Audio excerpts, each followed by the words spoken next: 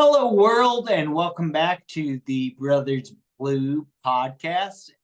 With that being said, today we are going to be talking about anti-intellectualism, and it's a fairly straightforward subject, which is something we haven't really talked about. But there's not like a lot of gray area in this conversation. It's pretty black and white. It's pretty simple, this or that. Yeah. And so, with that being said, that's Brother Kyle. And that is Brother Cody. And unfortunately, it is like one of those things where we talk about like trying to stay away from binaries and absolutes. Those are just like not good ways of thinking. And so the basic idea behind anti-intellectualism is a general or basic rejection of the scientific consensus. Correct. And it's that probably goes into one of the first things that you would want to say is that like that's effing retarded. So why you hating on science, dog? Why are you proud to be like anti-science? Right, like science is cool. Science is fun. And there are a lot of safeguards around it, like especially now, so that Correct. this goes into the other thing that we'll get into is like the trustworthiness of it as like a societal institution.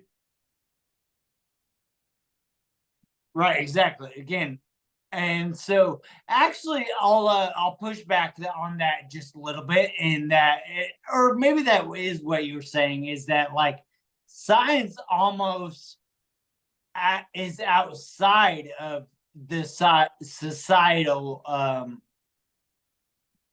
constructs. Like society and science, I think we've had this conversation, don't happen in a vacuum. They happen together, and I agree with you. But at the same time, science is just going to keep sciencing regardless of what people do. Yeah, they are like inevitable, but it's both of them, like science and society. Like they're just gonna keep happening. Yeah, Nobody's you're gonna right. stop those things from happening. So let's figure out some symbiosis. Like let's try to integrate those things because we know they are inevitable. Yep. The first point I'll get into is the ineffective or ineffective instrumentalism. And I refer to it as mental masturbation. And again, it's like that's a bad thing if you think masturbation's a bad thing, but I won't go further on that one. Yeah. Yeah. So I guess I don't understand what you mean. So unreflective instrumentalism, is that meaning that the scientific process is not reflective of what the science could be? Uh, no, because it is specifically different in that like the unreflective instrumentalism refers to uh it's essentially like the concept of like theoretical physics is that like there isn't a Okay. lot of Yep. practical application or like that's just one thing, but like Yep. the whole concept is that like you need to have a practical application in order for any intellectual pursuits to be valid. Great, thank you. And that actually really, I think, goes well into your next point that I was reading. And it's everyone from, and you don't put this in there, but like carpenters and cooks and everyone, and like people who just do crafts, they do them every day to keep up with them. I cook every single day, Yeah. every single day. And you're bringing up true crafts, and the things I brought up were writers and painters, and Yep. that's essentially artists. Yeah, But yeah, again, like that's the thing is like writers, especially, we talked about this. They practice the best writers in the world. Yeah. They journal all the time. But And what I they will do are other like things no, like I no. was talking about, like rewriting great works and all that stuff. A basic thing that I will bring up is that I actually think that writers and painters are artists, and like cooks and carpenters are craftsmen. Yeah, that dude. There's a difference. Well, I no, I this think is there's a dude. difference. I like I'm at least in the field of historians, and this is Yeah. one of the biggest ones because it is so often lumped in with like hard sciences, and it absolutely 100% is not. Um, and it's like, but it's not an art either. History is one of the true examples of something that is a craft. Because Yeah. when you create history, you are crafting something. Because again, History is we said that almost, history is always subjective. and so like we could look it up right now on the spot, but that's just not our style. But like history seems to me to be the story of societies. Yeah, but it's the people that it's the story that people tell. Yeah. All right. Anyways. Yeah. The next one I wanted to get into is actually pretty controversial. Yeah, it's the Yeah. it's basically the idea that you can chalk up all Right. phenomenon So to let's say the term, it's called religious anti-rationalism. yeah, exactly. And yeah, for me also it's one of those things where it's like, oh, so I'm just gonna say that God in the Bible, written by King James's slaves, essentially, uh, is the word of God, and that's everything that I should ever live by. Or people that do the same thing with the Quran. Right? You're not wrong. You're not wrong. Or like, dude, there are like devoutly religious Buddhists, and Yeah. like that's not like again, uh probably a lot more violence has been done in the name of Christianity, but then again, that might not be true because of religious, yeah, like where Buddhism has uh been in conflict with like Hinduism and Islam, obviously. But that's really like what I'm getting at is also, dude, all these people use religious justifications to do horrible, horrible things, Right. Yeah, including exactly. not believing in science. Yeah, right. And so that's really the main thing that we are talking about, Trying which to we'll bring it get back back. to. But Yeah. and thank you for bringing us back, because that's what we're talking about. But I'm going to do a little personal research project about Christianity and the wars that have been fought in the name of Christianity. And like, that's only going to bring me back to the perpetual war that's happening in the Middle East between Palestine and Israel that we recreated in 1948. So, yeah, whatever. That's fun. I just think it's weird also that like Christians and Jews are basically the same religion. They just, Right. Yeah. but let's not get into that. Yeah. It's called the New Testament. That's all it Yeah, is. that's literally the only difference. Right. Exactly. I was asking Rosenberg about this actually. I was like, the Old Testament is the Hebrew Bible, right? And Correct. It is. Yep. it, It is. yeah. So, moving on to our next point, I actually didn't really do a whole lot of research into this, but I feel like I've heard the term a lot. Confirmation bias. Did you have any? I don't really have anything on that. Yeah. Yeah, me either, actually. And the next one I think is far more Yeah. poignant. I read that. Obviously, I read that whole article, and Oh yeah, the article's there too. Yeah. So, yeah, anyways, do you want to read your quote? yeah, hold on. So yeah, this is the Wikipedia definition. the replication crisis is an ongoing methodological crisis in which the results of many scientific studies are difficult or impossible to reproduce. So I will say, as a science teacher who has done so many experiments designed to be reproduced, I hate that statement. Yeah.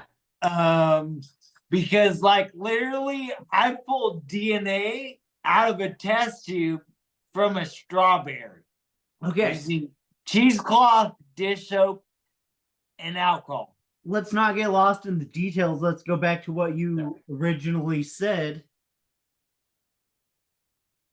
which is, again, like, that was a very, very big point in the article, is that like people are now conducting experiments with the like knowledge that, or like awareness that like this needs to be able to be replicated, not reproduced but replicated, because there's obviously the difference there.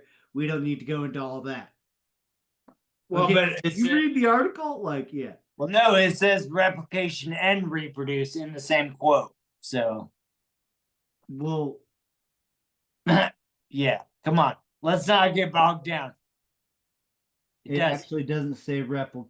Oh yeah, the replication crisis Is the second word, and then Yeah, the and no, last word so is reproduce. that's what I'll say, is like the article does Yep. point out that there's a poignant difference between replicability and reproducibility. Yeah.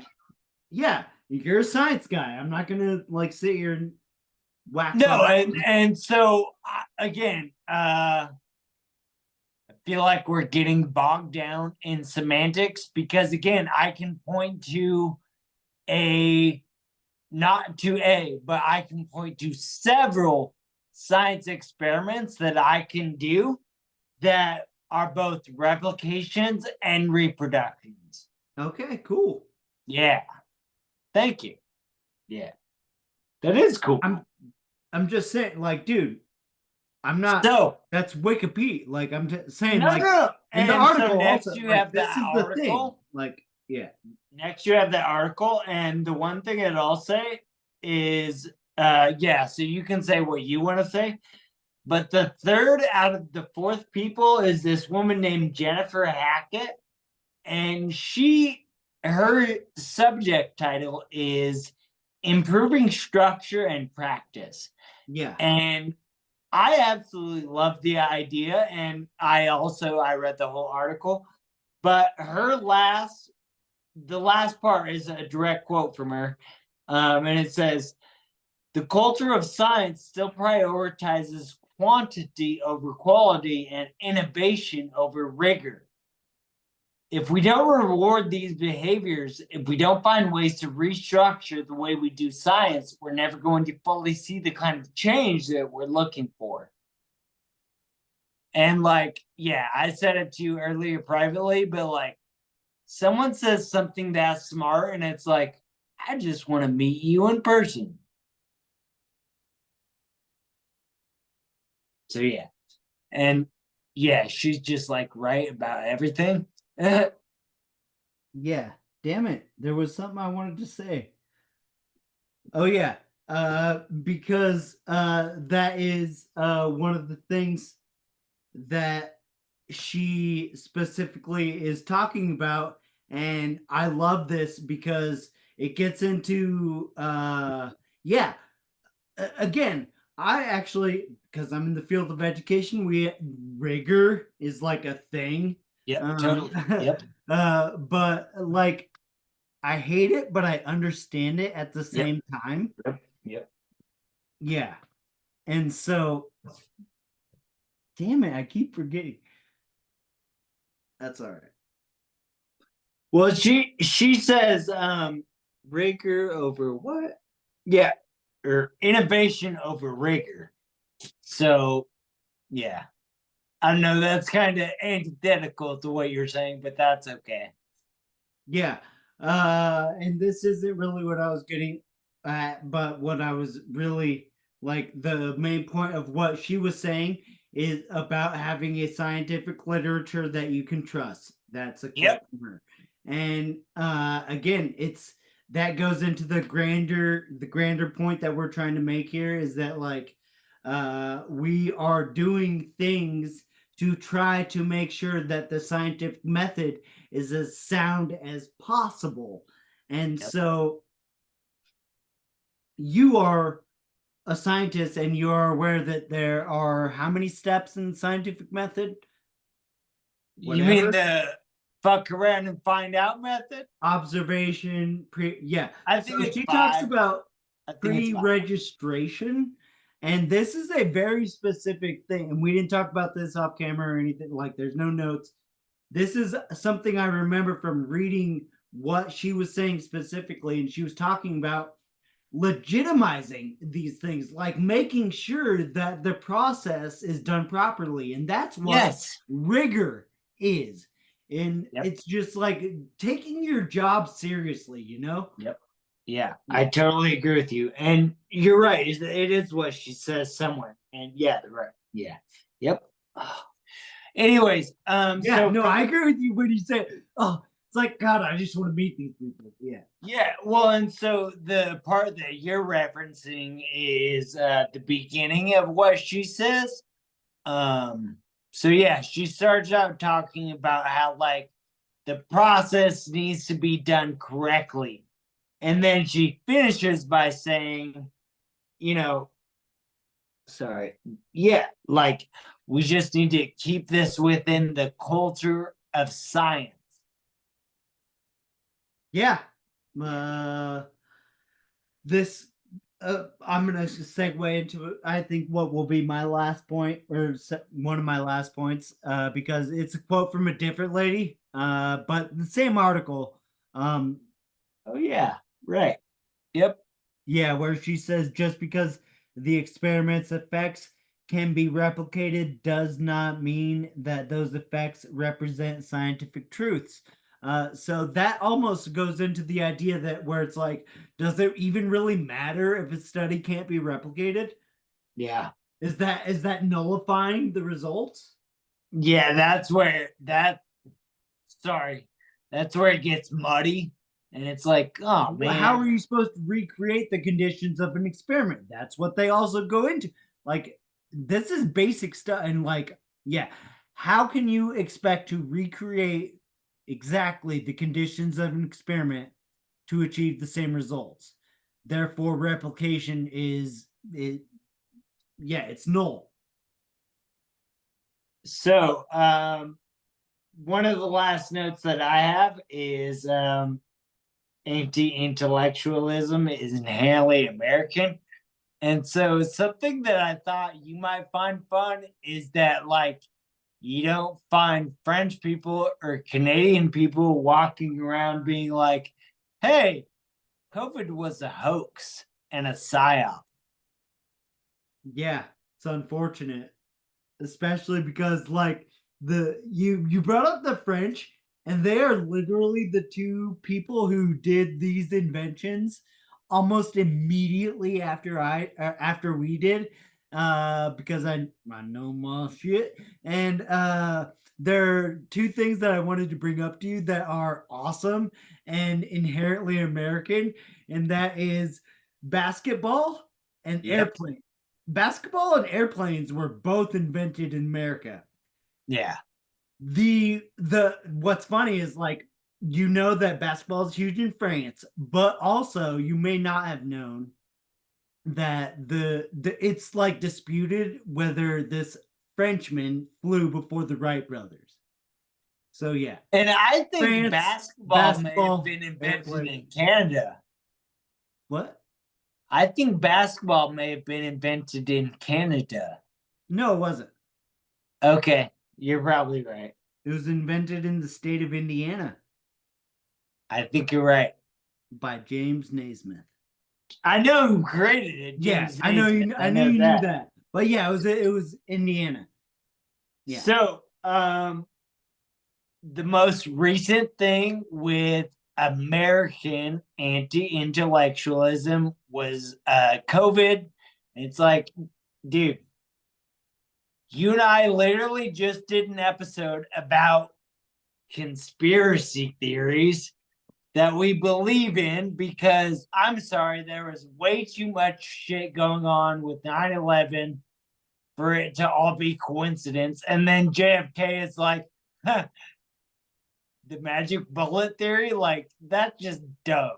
Yeah, That's just well, and I dumb. will say we didn't get enough into the negative part of conspiracy theories, which goes into anti-intellectualism. Thank you for Yeah, giving me that. Yeah, because shit. that I mean, that was a big point that we didn't really get to. Is that like, yeah, JFK, 9/11, I'm all on board, but the Fed surrection eh, thing. oh, is that the COVID hoax? No, that's the Antifa did January 6th. So that's my last note. Thank you. Because the last note is that, like, I'm sorry.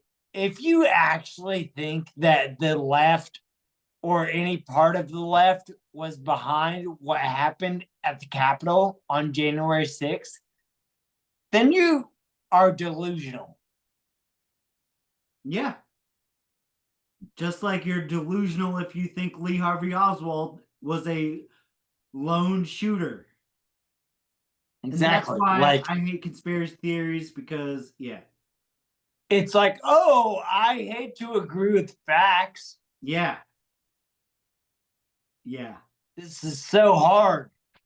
yeah. Yeah. So, No, there is only one other point that we didn't really get. Did you have any others? no, go ahead. Yeah, it was from the Professor Dave video, and Oh, it yeah. actually, no, it does kind of feed into the thing I was talking about earlier, where oh no, I think we were talking about this off camera. It is populist anti-elitism, and it's the idea that Trump tricked all these people into voting for him because they think what a rich guy does is buy a gold toilet. Yep. Yeah, Yeah. that's And you're populist anti-elitism. no, and you're right, because we did talk about it off camera, and it's like it's just upsetting because it's like Exactly. these 'Cause are I'm right. like poor and white. That was me. Poor and white. That was my whole life. That's what I've been forever. We are still working class. If you're like have any illusions about that. Oh no, I have no illusions that not only that, but Yeah, we are in the 1%. We're the bottom 1%. maybe bottom five, but yeah, No, no, dude, you don't understand economics. probably No, not as yes, you well as do. you. You Yes, do. but no, probably Billions. not as well as you. And you're probably right. Yeah, The astronomical numbers is what makes it the way it is. yeah. I make like 54 grand a year, like that. And I there are don't. people. Yeah, sorry, that's like nothing. I do not make that. Sorry. You probably make close to that. Anyways, I make money other ways, so that's fun. Yeah, good stuff. I love it. No, what's funny is like there's like this almost like unspoken thought that it might be illegal, but I do not make money illegally at all. So I don't really know what you mean by that. Maybe you should explain to me off camera. I mean, I don't sell drugs and shit like that, so you know. Yeah. All right. So anti-intellectualism. Oh yeah, you know what is the we did bring it up, but I want to finish it off with this point is like how do people have such hubris and confidence about being uneducated? Yeah. Like I just don't get it. Like That's we have family members who live in Havasu that I are think like, that goes into the uniquely American point that you wanted to make, that you're making. yep, Yeah. you're right. You're You right. don't see this elsewhere. Yeah. People Yep. who are like proud in their ignorance.